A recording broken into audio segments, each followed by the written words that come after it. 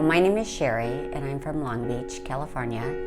And I discovered Dr. Motwani after searching the internet and actually going to one other physician in LA because I had RK, and the RK left me with fluctuating vision from the day until the evening.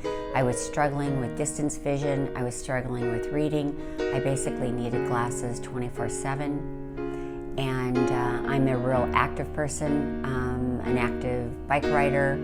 I like to swim, run, and all of those things are difficult without glasses. So I needed prescription glasses just to get on my bike.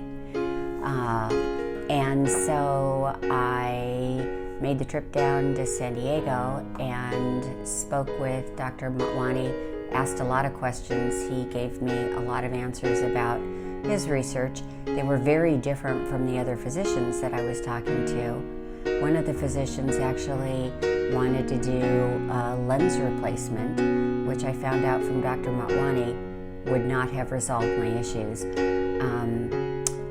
It didn't make sense to me anyways, considering that it was the cornea that really was problematic. So I underwent the two-step procedure, and it was about, I believe, 6 months in between. And my vision improved dramatically to the point where during the day I didn't require glasses in order to ride my bike or do the things that I really loved or to drive. I continued to have some problematic night vision. The second procedure made that quite a bit better. And finally, I don't know how many months later, 7 or 8 or something months later, I had an enhancement that improved my day vision even more. Originally, I had still some difficulty like watching TV or without blurriness.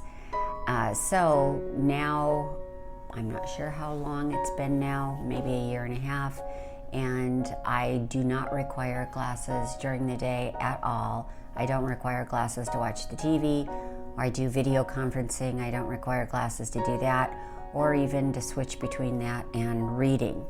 So my night vision is still a little bit blurry, and although it's improved quite a bit, and I have a prescription for glasses should I need those at night.